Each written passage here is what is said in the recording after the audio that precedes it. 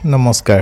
আজি পুনৰ আহিছোঁ আপোনালোকৰ মাজলৈ আৰু আজিৰ বিষয়টো লৈ আহিছোঁ use and throw ballpoint pen. এইটো বহুতৰ বাবে হয়তো বিষয়টো নতুনো হ'ব পাৰে আৰু আজি মোৰ ভিডিঅ'টো কৰাৰ প্ৰধান লক্ষ্য হ'ল যদিহে এই ভিডিঅ'টো চাই কোনোবাই এই বল পইণ্ট পেন মেকিং বিজনেছ কৰিম বুলি ভাবে তেনেহ'লে কৰিব পাৰে। আৰু এতিয়া চাওঁচোন আহক কেনেকৈনো এই use and throw ballpoint pen আমি ঘৰতে বনাব পাৰোঁ। তাৰ বাবে আমাক লাগিব এই যিখিনি সামগ্ৰী দেখাম এইখিনি কলিকতাৰ পৰা অৰ্ডাৰ কৰি অনোৱা হৈছে। ইয়াৰ বাবে লাগে দেখিছে এইটো কলমৰ কভাৰ লাগিব, কলমৰ বেৰেলটো লাগিব আৰু এডাপ্টাৰ আৰু নিপ বা নজল যিটো কয় বা টিপ বুলি যিটো কয় সেইটো। আৰু ইয়াত মেচিনটোত ইয়াত 4টা বা 5টা মেচিনৰ এটা সমষ্টি হয়। এইটো মেনুৱেল মেচিন। প্ৰথম হ'ল এইটো যিটো দেখিলে এইটো একেবাৰে ৰাইট চাইডে সেইটো হ'ল এডাপ্টাৰ ফিটিং মেচিন। তাৰপিছতে এইটো হ'ল ইংক ফিলিং মেচিন। তাৰপিছত নেক্সট সেইটো হ'ল যিটো আমাৰ টিপ থাকে টিপ ফিটিং বা নজল ফিটিং মেচিন। আৰু তাৰপিছত এটা থাকে এইটো চেণ্ট্ৰিফিউজেল মেচিন। আৰু এটা থাকে সেইটো মই এতিয়া দেখুওৱা নাই কাৰণ সেইটো মোৰ কমপ্লিট এতিয়া তাৰ পাৰ্টছ আহি পোৱা নাই। সেইটো হ'ল কোম্পানী নেম প্ৰিণ্টিং মেচিন। সেইটো মোৰ কোম্পানীৰ নেমটো অহা নাই কাৰণে মই দেখুওৱা নাই। এইখন হ'ল ইংক। এতিয়া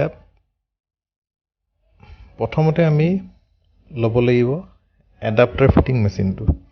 আৰু এডাপ্টাৰ ফিটিং মেচিনত আমি এটা চাইডে আমি এডাপ্টাৰটো আমি তাতে পইণ্ট এটা আছে তাত লগাব লাগিব আৰু আমি এটা চাইডে মই ইয়াত দেখুৱাৰ দৰে বেৰেলটো ল'ব লাগিব আৰু বেৰেলটোত এনেকৈ পোনাই লৈ এই হেণ্ডেলডাল সামান্য প্ৰেছ কৰিলে প্ৰেছ কৰোঁতে জোৰ নালাগে, সামান্য প্ৰেছ কৰিলে এডাপ্টাৰটো তাত ধুনীয়াকৈ ফিটিং হৈ যায়, অতি সহজতে ফিটিং হয়।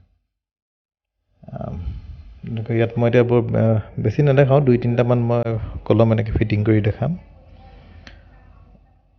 এইটো ইয়াতে এইখিনি এই মেচিনটো ভালকৈ ওচৰৰ পৰা চালে দেখিব যে ইয়াত এডজাষ্ট কৰিবলৈ বহুতখিনি ইয়াত নট বা স্ক্ৰু আদি থাকে। এতিয়া আমাৰ এইটো এডাপ্টাৰ ফিটিংটো হৈ গ'ল। এডাপ্টাৰ ফিটিঙৰ নেক্সট ষ্টেপটো হ'ল যে আমি তাত চিয়াঁহী ভৰাব লাগিব আৰু তাৰ কাৰণে আমাক লাগিব ইংক ফিলিং মেচিনটো। এতিয়া আমি ইংক ফিলিং মেচিনটোত ওপৰত আমি চিয়াঁহীখিনি ভৰাই ল'ব লাগে। ইয়াত অলৰেডি ভৰোৱা আছে চিয়াঁহীখিনি। এতিয়া ইয়াত এই লিভাৰডাল আমি প্ৰেছ কৰিলে লাহেকৈ এতিয়া মন কৰিব চিয়াঁহীটো এইটো দেখিছে ওপৰলৈ উঠি আহিছে আৰু আমাক কলমটোত কিমানখিনি চিয়াঁহী লাগে সেইমতে আমি লিভাৰডাল প্ৰেছ কৰিলে আমাৰ ইমানখিনি তাত ফিল আপ হৈ যাব। এইটো দেখিছে এইটো খালী বেৰেলটো এতিয়া ফিল আপ হৈ গ'ল। তেনেকৈ মই এতিয়া বাকীকেইটাও ফিল আপ কৰি ল'ম। আৰু এই যিটো প্ৰচেছ কলম বনোৱাৰ এইটো এটা কলমত ইউজ এণ্ড থ্ৰোত প্ৰায় $1.10 বা $1.15 খৰচ হয়। ৰ মেটেৰিয়েল দামৰ ওপৰত ডিপেণ্ড কৰে, কিন্তু $1.15 মেক্সিমাম খৰচ হয়। আৰু সেইবোৰ বজাৰত ৰিটেইল মাৰ্কেটত $3 এটা কলমত বিক্ৰী হয় বা হ'লচেল $1.80 তেনেকুৱা মানত বিক্ৰী হয়। গতিকে এইটো এটা লাভজনক ব্যৱসায়। যদি কৰিম বুলি ভাবে এইটো কৰিব পাৰে। আৰু ইয়াক ছেটআপৰ কাৰণে বহুত বেছি মূলধনৰো প্ৰয়োজন নাই, বৰ বেছি জেগাও নালাগে আৰু 1 ঘণ্টাত প্ৰায় 200টামান কলম বনাব পাৰি। সেইটো হিচাপত যদি 8 ঘণ্টা কাম কৰা হয় প্ৰায় 1600মান কলম বনাব পৰা যাব। এতিয়া নেক্সট ইংক ফিলিঙৰ পিছত নেক্সট হ'ল আমি টিপটো বা নজুলটো ফিটিং কৰিম আৰু তাৰ কাৰণে আমাক লাগিব নজুল ফিটিং বা টিপ ফিটিং মেচিন। আৰু এইটো সেই এডাপ্টাৰ ফিটিং মেচিনটোৰ দৰে প্ৰায় একেই হয়। এতিয়া মই ইয়াতে টিপ বা নজলটো ফিটিং কৰি দেখাইছোঁ। সেইটো তেনেকৈ পোনাই লৈ লিভাৰডাল সামান্য প্ৰেছ কৰিলে ধুনীয়াকৈ এইটো ফিটিং হৈ যায় আৰু একো কষ্টও নহয়। একেবাৰে গাৰ জোৰ কম লাগে। এতিয়া যদি আমি 8 ঘণ্টা কাম কৰি 1600 কলম বনাব পাৰোঁ, 1600 কলমত যদি আমি এটাত 50 পইচাও প্ৰফিট লওঁ তেনেহ'লে $800 এদিনৰ লাভ। আৰু সেইটো যদি হিচাপ কৰোঁ আমি যদি মাহটোত 25 দিন কাম কৰোঁ তেনেহ'লে প্ৰায় 20,000 টকা লাভ। গতিকে যিসকলে কিবা বিজনেছ কি কৰিম কি নাই ভাবি আছে, বহুত বেছি ডাঙৰ বিজনেছ এটা হোৱাতকৈ এনেকৈ সৰু সুৰা বিজনেছবোৰৰ কথাও ভাবিব পাৰে। নিউজ এণ্ড থ্ৰ' কলমবিলাক প্ৰায় বাহিৰৰ পৰাই আহে, আমি যদি ইয়াতে বনাব পাৰোঁ, আৰু এইটো মেনুৱেল মেচিন মই দেখাইছোঁ, এনেকুৱা কিছুমান অট'মেটিক মেচিন থাকে, সেইবোৰতো কৰিব পাৰি। সেইবোৰত অলপ কষ্টিং বাঢ়িব আৰু কেপিটেল।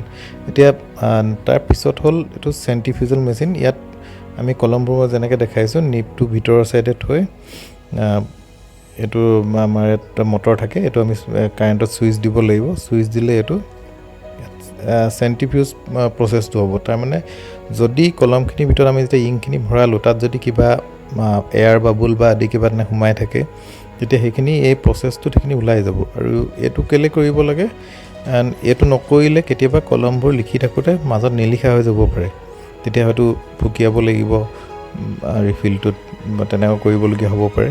গতিকে এই প্ৰচেছটো কৰিলে এইটো 1 মিনিট 1.5 মিনিটমান কৰিব লাগে। এতিয়া মই 1-1.5 মিনিট হৈ গ'ল, তেওঁ বন্ধ কৰি দিলোঁ। এইটো কৰিলে কলমবোৰ মাজত কেতিয়াও লিখি থাকিলে ৰখি নাযায়। গতিকে এইটো কৰাটো খুব জৰুৰী। আৰু এইটো 2-3টাৰ কাৰণে মই এতিয়া এনে কৰি দেখাইছোঁ, কিন্তু যেতিয়া আপোনাৰ 50-60টামান কলম হয়, তেতিয়া এটা গ্লাছত প্ৰায় 50-60টা কলম ধৰে। তেনেকৈ 100টামান কলম হ'লে দুইফালে 50টা 100টা একেবাৰতে ঘূৰাব পাৰি। তেতিয়া ইলেক্ট্ৰিচিটিও বাচিব। 1-2টাৰ কাৰণে বাৰে বাৰে কৰাৰ দৰকাৰ নাই। তেতিয়া 100টা হ'ব বা 120টা হ'ব, দুই চাইডে 60টা দি 120টাক একেবাৰতে কৰিব পাৰে। এইটো মই লিখি দেখাইছোঁ, ইয়াত বৰ ধুনীয়া স্মুথ লিখাইছে। আৰু ইয়াৰ পিছত এটা প্ৰচেছ থাকে, এইটো নেম প্ৰিণ্টিং, কোম্পানীৰ নেম প্ৰিণ্টিং হয়। কলমবোৰত দেখে এনেকুৱা ইউজ এণ্ড থ্ৰ' কলমবিলাকত কোম্পানীৰ নাম এটা লিখা থাকে। মই সেইটো মেচিনো মোৰ আহিলে, কিন্তু তাত মোৰ কোম্পানীৰ নামটো এতিয়া তাৰ এটা ডাইচ থাকে, সেইটো অহা নাই। গতিকে মই এতিয়া দেখুওৱা নাই সেইটো, কিন্তু পিছত মই সেই প্ৰচেছটো আপোনালোকক দেখাম, কেনেকৈ কোম্পানীৰ নামটো তাত প্ৰিণ্ট কৰিব পাৰি। আৰু এয়া মই এতিয়া ইয়াত লিখি চাইছোঁ, খুব স্মুথ লিখাইছে। আৰু নিজে বনোৱা কলম, নিজে ফিটিং কৰা কলম যেতিয়া লিখা হয়, ডেফিনেটলি তাৰ ফিলিংটো ভাল হ'বই।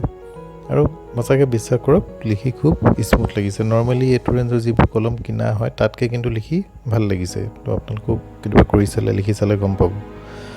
আৰু এই যিখিনি মেচিন এতিয়া আপোনালোকক দেখালোঁ, এইখিনি আচলতে এখন টেবুল আদিত এইটো ফিক্স কৰি ল'ব লাগে, যাতে লৰচৰ নহয়। এতিয়া মই আপোনালোকক এনেই ফিক্স নকৰাকৈ দেখাইছোঁ। আজি ভিডিঅ'টো অলপ দীঘলীয়া হ'ল, আশা কৰিছোঁ দীঘলীয়া হ'ল যদিও আপোনালোকে ভিডিঅ'টো ভাল পাইছে চাই। আৰু যদিহে ভাবিছে যে ইয়াৰ পৰা কোনোবা হ'লেও অলপ হ'লেও উপকৃত হ'ব, এটা নতুন বিজনেছ আইডিয়া পাব, তেনেহ'লে এই ভিডিঅ'টো শ্বেয়াৰ কৰিব, যাতে তেওঁলোক তাৰ পৰা উপকৃত হয়। আৰু যদি ভিডিঅ'টো চাই ভাল পাইছে, তেনেহ'লে চেনেলটো ছাবস্ক্ৰাইবো কৰিব। আৰু কিবা যদি এই মেচিনৰ বিষয়ে বা কেনেকুৱা মেচিন অৰ্ডাৰ কৰিব আজি জানিবলৈ হ'লে তলত কমেণ্টত আপোনালোকে লিখিব পাৰে বা সুধিব পাৰে। ধন্যবাদ।